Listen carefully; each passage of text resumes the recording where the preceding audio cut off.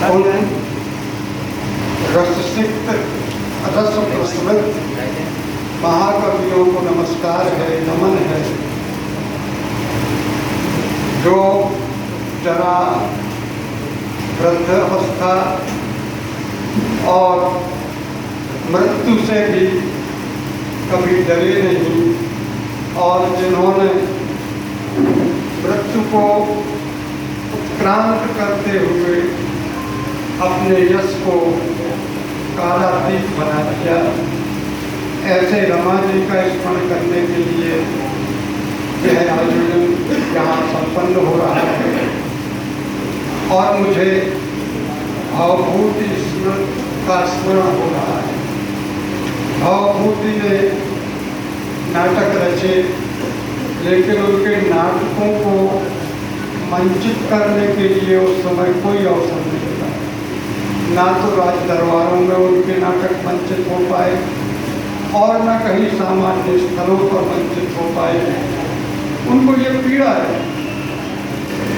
और वो अपने वर्तमान से इस रूप में प्रायः खिन्न थे कि मेरी रचना का कोई समादर नहीं किया जा रहा है। उन्होंने लिखा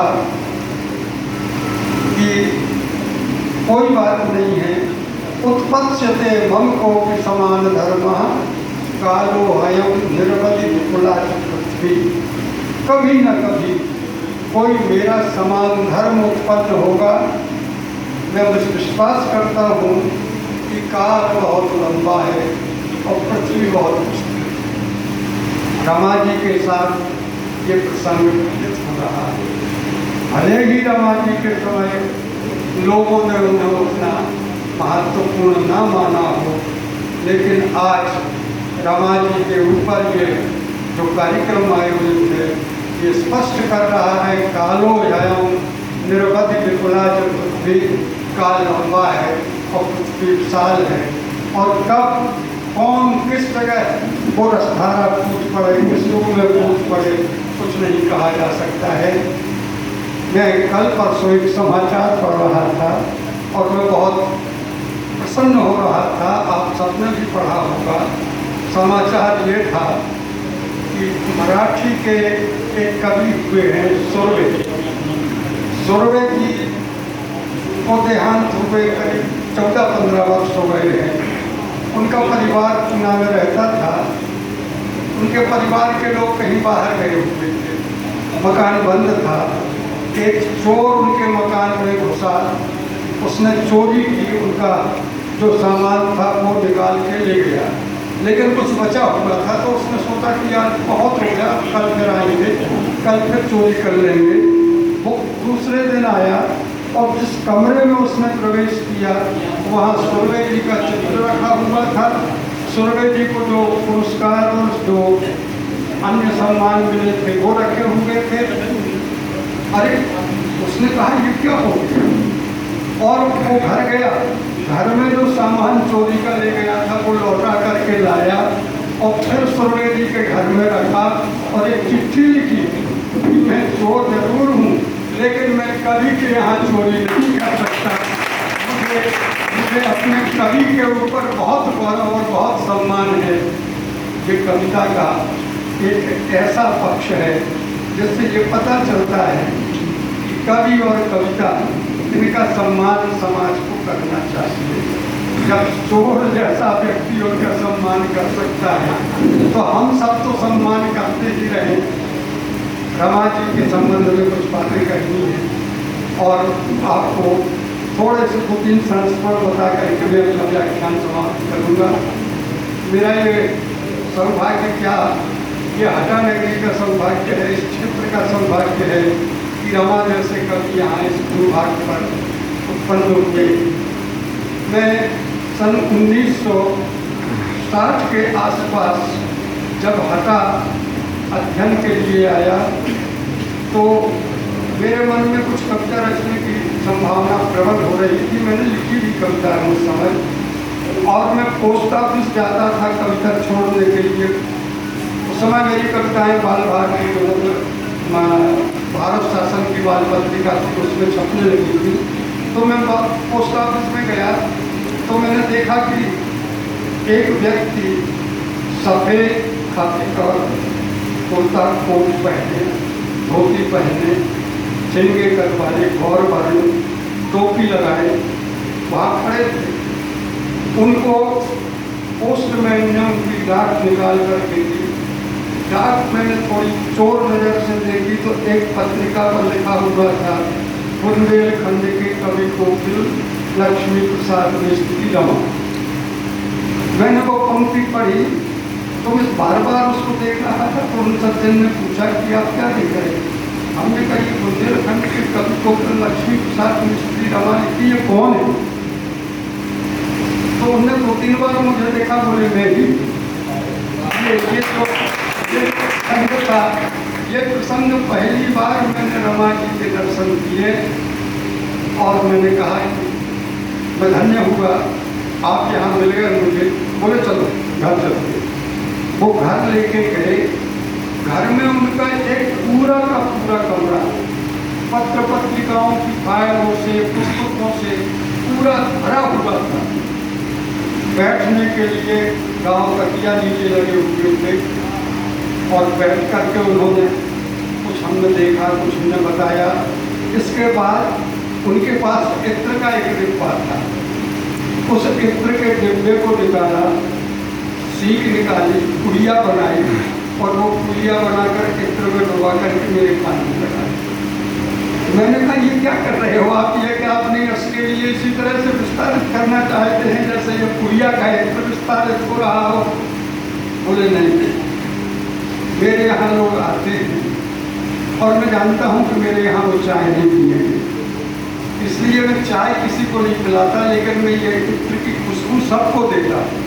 मैं कन्नौज से इत्र बढ़ाता हूँ और ये इत्र सबको प्रदान करता हूँ। हरिशंकर परसाई हो, चाहे मुक्तिबोध हो, चाहे कोई भी हो, उस समय के जो बड़े साहित्यकार थे वे सब रमा जी की इस पुड़िया से उपकृत होकर हटा से गए। ये रमा जी बड़ी विशेषता थी। रमा जी से मेरा निरंतर संपर्क होता रहा। लगभग रोज ही मैं उनके पास बैठता था शाम को। वो कविताएं छपती थी, वो लिखाते थे, नई पत्रिकाएं देते थे, मैं पढ़ता रहता था। मैंने पढ़ा, एक सुकवि पत्रिका निकलती थी उस जमाने में कानपुर से, बहुत प्रसिद्ध कविता थी, बड़ी महत्वपूर्ण पत्रिका थी। उसमें रमा जी का एक चित्र छपा था। चित्र के नीचे लिखा था एक दोहा। उस दोहे को मैंने पढ़ा तो मुझे लगा कि रमा जी के ऊपर संपादक ने ऐसा दोहा लिखा। उस फोटो के नीचे दोहा लिखा था, गमा दिया साहित्य सेवा में जिनने सब धन कमा कमा, गमा दिया साहित्य सेवा में जिनने सब धन कमा कमा, मध्य प्रांत के सुकवि सुलेखक मित्रों ये है वही रमा,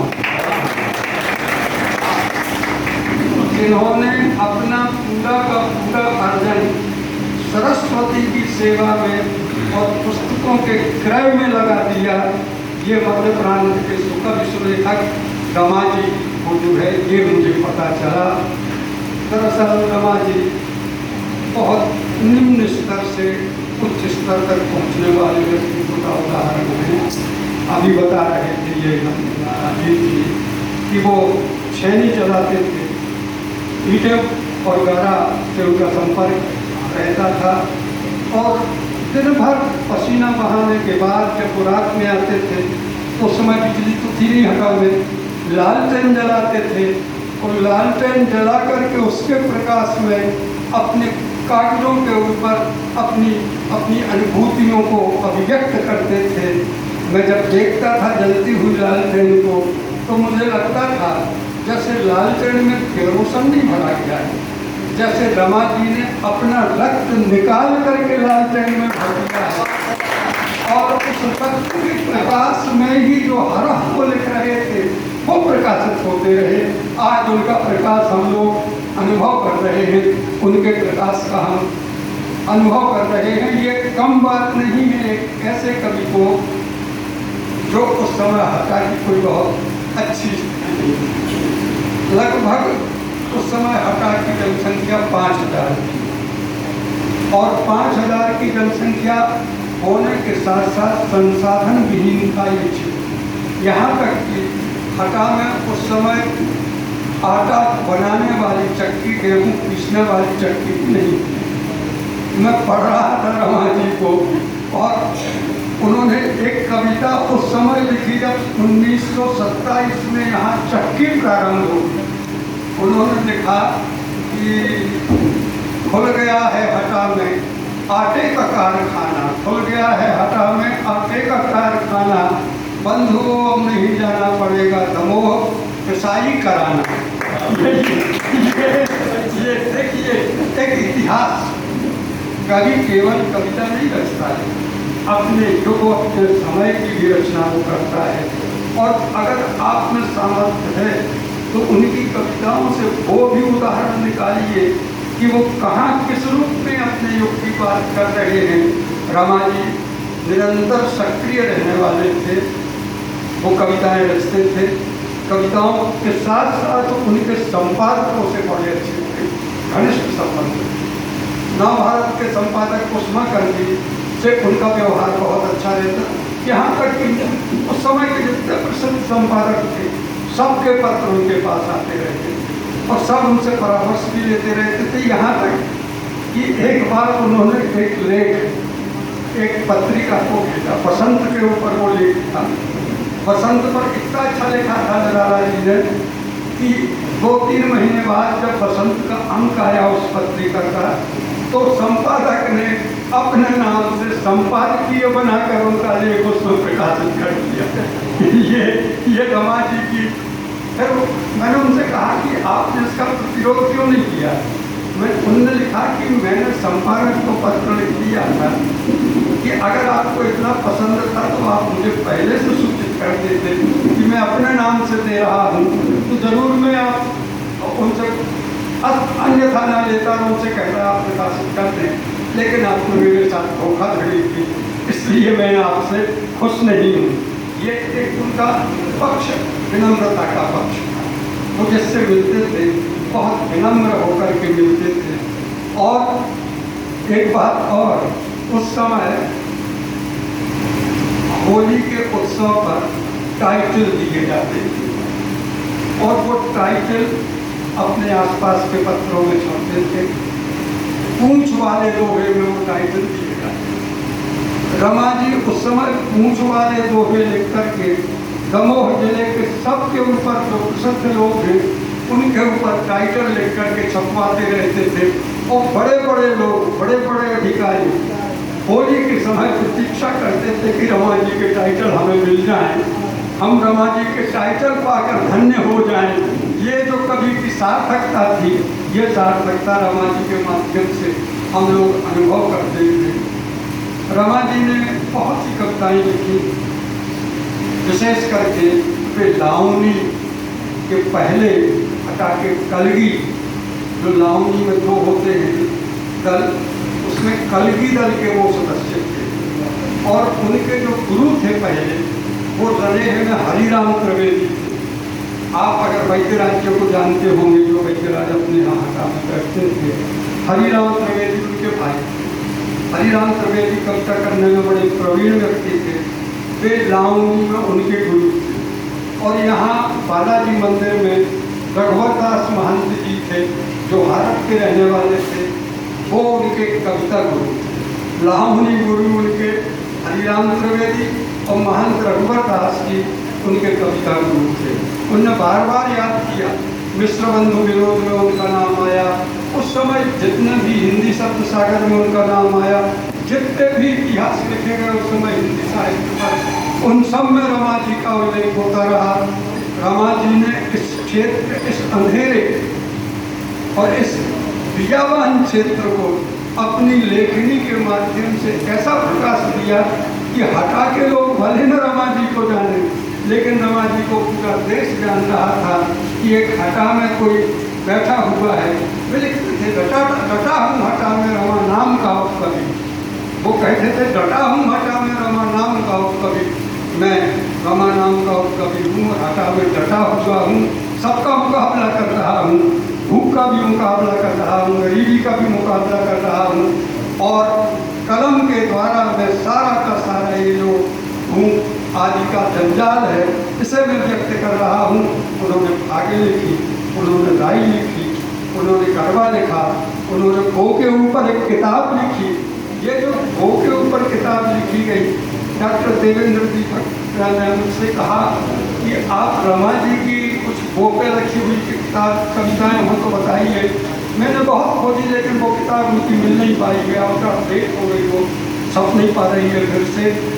ये रमा जी का बहुमुखी स्वरूप था, लावनी से लोकगीत और लोकगीत और लावनी से फिर वे खड़ी बोली के साहित्य। तो खड़ी बोली को कहा करते थे ये टकसाली हिंदी है, उस समय का एक शब्द था टकसाली। ये टकसाली हिंदी है और वो टकसाली हिंदी में लिखते थे। द्विवेदी जी पर महावीर प्रसाद द्विवेदी जो शुद्ध सरस्वती के संपादक रहे, उनका जब अभिनंदन ग्रंथ प्रकाशित हुआ तो रमा जी से कहा गया कि द्विवेदी जी पर आप कुछ लिखिए। उनका लेख उस ग्रंथ में भी है। इस तरह से द्विवेदी जी के साथ उनके घनिष्ठ संबंध थे। जैसे मैथिली शरणगुप्त और सियाराम शरणगुप्त थे, दोनों भाई लिखते थे। वैसे ही यहाँ पर भी लक्ष्मी प्रसाद मिस्त्री रमा और राम सहाय मिस्त्री रमा बंधु, ये दोनों भाई राम सहाय मिस्त्री रमा बंधु भी कविता लिखते थे, लेकिन रमा जी के दृष्टि छाया में वो आ गए और आगे नहीं बढ़ पाए। अन्यथा दोनों भाई कविता लिखते थे, राम सहाय भी कविता लिखते थे और लक्ष्मी प्रसाद भी मिस्त्री जी कविता लिखते थे। मैंने 1961 में एक लेख लिखा रमा जी से प्रभावित होकर के, तब मैं 8वीं कक्षा में था। 8वीं कक्षा में वो लेख लिखा, उसका जो प्रारंभिक पैराग्राफ था वो ये था कि लक्ष्मी प्रसाद मिस्त्री के नाम में लक्ष्मी आई, लक्ष्मी का उल्लेख है, और फिर भी उन्होंने अपना उपनाम रखा रमा। रमा माने भी लक्ष्मी। दो बार उन्होंने लक्ष्मी को अपने नाम के साथ जोड़ा, लेकिन लक्ष्मी उनके पास नहीं आई। ये जो लक्ष्मी न आने का है, फिर हमने लिखा उसमें कि लक्ष्मी भले न आई हो लेकिन सरस्वती उनके पास आई। सरस्वती ने उनके ऊपर कृपा की। अगर लक्ष्मी प्रसाद मिस्त्री रमा उस समय लक्ष्मीपति बन गए होते तो आज रमा जी को कोई याद न करता, आज रमा जी के लिए हम इस तरह इकट्ठे न होते। रमा जी हमारे इस हटानगर के ही नहीं, मध्य प्रदेश के गौरव थे। उन्हें मध्य प्रदेश शासन ने उस समय एक जो कवियों को वजीफा दिया जाता है हर महीने, वो वजीफा भी उनको दिया गया था। मध्य प्रदेश शासन ने उनको स्वीकृत कवि के रूप में घोषित किया था और वे इस रूप में भी उतना वजीफा पाकर के उसका दुरुपयोग नहीं करते थे। वो उसके माध्यम से नई नई किताबें बुलाते थे। किताबों का उनका बहुत शौक था, इसलिए एक लेखक के पास अगर किताबें नहीं हैं तो वो कुछ कर नहीं सकता। हमें लेख लिखना है। हटा जैसे नगर में उस समय जब कोई लाइब्रेरी नहीं थी तो कहाँ भटकते वो लेख लिखने के लिए देखने थे। तो लेख लिखने के लिए संदर्भ ग्रंथों को वो स्वयं मंगाते थे, पैसा खर्च करते थे। आज हम सब पुस्तकों से विमुख होते जा रहे हैं। जूता तो हम 10,000 का खरीद लेंगे, लेकिन किताब 500 की खरीदने में हमारा पॉकेट ढीला पड़ जाएगा। ये देखिए, ये समय की विडंबना है। उस समय का आदमी जानता था कि किताब का क्या महत्व, किताबें कितनी महत्वपूर्ण होती है, और वो जो कमा के लाते थे वो सचमुच में कमा रहे थे। लेकिन लोगों को ये पता चलना चाहिए कि वो कहीं ऐसे बैंक में जमा हो रहा था जो बैंक काल का सबसे बड़ा बैंक होता है, समय का सबसे बड़ा बैंक होता है। रमा जी ने ये सिद्ध कर दिया कि कोई स्थान छोटा नहीं होता, कोई स्थान सीमित नहीं होता। अगर आदमी अपने पर विश्वास करके अपने पर अडिग होकर के कुछ काम शुरू करे तो निश्चित रूप से वह उस सारी विडंबनाओं को, उन सारी सीमाओं को पार कर आगे बढ़ता जाएगा और अपने आप को उपलब्धिपूर्ण मानने लगेगा। रमा जी ने अपने जीवित रहते कभी किसी से समझौता नहीं किया, अपने मार्ग पर चलते रहे। और अंतोगत्वा जब वो बीमार हुए, मैं उस समय अंबिकापुर में था, गर्मियों की छुट्टी में लौट के आया तो मुझे लगा कि रमा जी को देखना चाहिए कैसा क्या स्वास्थ्य है। वो बाहर एक पत्थर की पट्टी बनी हुई थी, उसको लेते हुए जर्जर स्थिति ये थी कि एक आध दो दिन में 4 दिन में वो स्वर्गवासी हो सकते थे। मैं पहुंचा, वो बड़े खुश हुए। उनके सिरहाने एक छोटी सी पुस्तिका रखी पांडुलिपि के रूप में, उन्होंने वो मुझे दी और बोले कि मेरी जीवन भर यही इच्छा रही है कि मेरा कोई प्रतिनिधि काव्य संकलन प्रकाशित हो जाए, ये लेते जाइए और इसको आप जैसे भी बने, जहाँ से भी बने, इसको पुस्तकाकार बिल्कुल प्रकाशित करवा दीजिए। क्योंकि उन्होंने एक कविता लिखी थी, वो कविता की एक पंक्ति थी, अरे मृत्यु कुछ और सहारा पुस्तक छपना बाकी है। अरे मृत्यु कुछ और सहारा पुस्तक छपना बाकी है, लेकिन अभी तक पुस्तक छपना बाकी है। हम दवे जी से, आप सबसे अनुरोध करते हैं कि एक संकलन उनका, उनकी कविताओं का हमारे सामने आए, ताकि ये जो नवयुवक बैठे हैं उस संकलन से अपने को पूरी तरह से आप तैयारी कर सकें, आगे बढ़ने के लिए उनसे प्रेरणा ले सकें।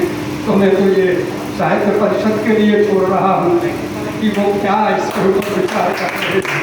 अगर करते हैं तो मैं उनकी कविताओं का संकलन और संपादन करके आपको दे दूँगा। बस ये है कि उनकी किताब आना चाहिए और हमारे जी बहुत बहुत धन्यवाद विकास कपूर को, उन्होंने ये बात सूचित कर दी। बहुत दिन से मेरे मन में भावना थी कि ये किताब आना चाहिए। मैंने सृजन जी से भी कहा था, वो जो संपादक थे मायाराम जी सृजन, और वो भी तैयार थे, लेकिन वो उनका अकस्मात देहावसान हो गया तो नहीं हो पाई।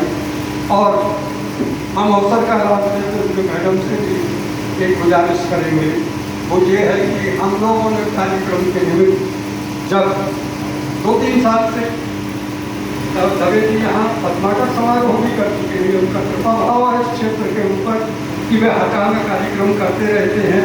और मैं तो उनसे यही अनुरोध करूँगा कि बराबर हटा को याद करते रहें और आते रहें, पढ़ाते रहें, कार्यक्रम कराते रहें।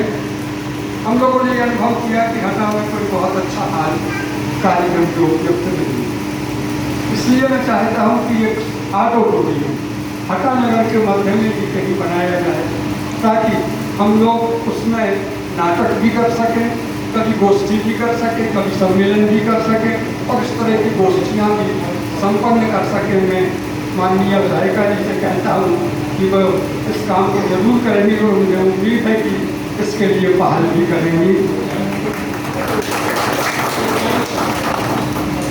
उनकी तरफ से स्वीकृति मिल चुकी है और हम सबको हम उनको अग्रिम बधाई और धन्यवाद देते हैं।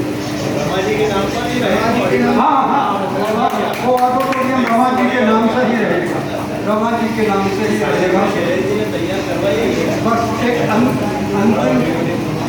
एक अंतिम संस्मरण सुनाकर मैं अपना वक्तव्य समाप्त करता हूँ। रमा जी जंगल पहाड़ों में बनने वाले मकानों को बनाने की जाते। एक बार वे मटियालों के आगे एक मकान बनवाने के लिए पहुँचे और उसमें काम कर रहे थे और सामने से उस जंगल में एक घोड़े पर बैठे हुए सज्जन आ रहे। उन घोड़े पर बैठे हुए सज्जन के साथ 3 आदमी थे। एक आदमी घोड़ा की लगाम थामे था, एक आदमी घोड़ा के बाजू से सिर पर खड़ा रखे हुए चल रहा था और एक आदमी और बाजू से था जो कुछ कागज कलम लिए और एक कपड़ा लिए हुए चल रहा था। तो रमा जी को यह जानने की इच्छा हुई कि जंगल, घोर जंगल में जहाँ मैं हूँ, यहाँ ये 3 लोग 4 लोग कैसे आ गए? तो वो उनके पास पहुँचे। रमा जी ने पूछा कि आप कौन हैं? तो रमा जी को उन्होंने देखा और बोले, उस समय डिस्ट्रिक्ट का जो कलेक्टर होता था उसका नाम हुआ करता था डिप्टी कमिश्नर। डिप्टी कमिश्नर ही कलेक्टर कहलाता था उस समय। तो उन्होंने कहा मैं डिप्टी कमिश्नर हीरालाल हूँ। इनको बड़ा आश्चर्य हुआ क्योंकि वो हीरालाल जी को जानते थे। बोले आप यहाँ मड़िया तो के जंगल में और डिप्टी कमिश्नर साहब हीरालाल जी यहाँ? बोले आप कौन हैं? उन्होंने कहा मैं लक्ष्मी प्रसाद जी। हीरालाल जी घोड़े से उतरे, लक्ष्मी प्रसाद जी को उन्होंने चरण छुए और बोले कि आज मेरा सौभाग्य है कि जिस आदमी को मैं बनारस में पढ़ता था वो समय पढ़ता था और वो आदमी मुझे यहाँ बढ़िया दो के घोर जंगल में मिला। मैं तो वो भाग्य इस तरह के व्यक्ति के दर्शन हुए। फिर पूछा उन्होंने कि आप जंगल में यहाँ क्यों आए? बोले मैं यहाँ दमोह का गजेटियर निकालने वाला और उसके लिए मैं जंगल जंगल घूमता हूँ। जो चीरा मिलता है, जो शिलालेख मिलता है, उस शिलालेख पर ये घड़े वाला पानी डालता है, ये कपड़े वाला उसको पोंछता है और उस पर कागज पर जो चित्र या जो लिपि लिखी रहती है उसको अंकित करता है। इतने अध्यक्षशाही अधिकारी होते थे उस समय, देखिए। और उन्होंने उनकी इस अध्यक्षशाही ने यहाँ के ऊपर एक किताब लिखाई जिसका नाम है दमोह दीपक। दमोह दीपक 1818 में लिखा गया दमोह का पहला इतिहास है, जो सांस्कृतिक इतिहास है। हीरालाल जी का ये शौक था कि जहाँ रहे वहाँ उन्होंने इस तरह के गजेटियर लिखे। सागर में रहे, सागर सरोज नाम का गजेटियर लिखा। जबलपुर में रहे, जबलपुर ज्योति नाम का लिखा। नैनपुर में रहे, नैनपुर नयन लिखा। मंडला में रहे, मंडला मयूख लिखा। आज गवर्नमेंट प्रेस से वो सब के सब गजेटियर एक साथ एक पुस्तक में आ चुके हैं। कभी अवसर मिले तो उसको जरूर पढ़िए और अपने दमोह जिला की चप्पे चप्पे को वापस में देखिए। दमोह दीपक में रमा जी ने जो काम किया वो बड़ा काम है। एक छोटे से स्थान में एक बहुत छोटे आदमी के द्वारा किया गया बड़ा काम कैसे छोटे व्यक्तित्व को बड़ा व्यक्तित्व बना जाता है, इसका उदाहरण रमा जी हैं। रमा जी के स्मरण से मैं अभिभूत होता रहता हूँ क्योंकि बहुत सारे प्रसंग यहाँ के नईम का भी है। नईम का नाम आप मालवा में रहे हैं बहुत।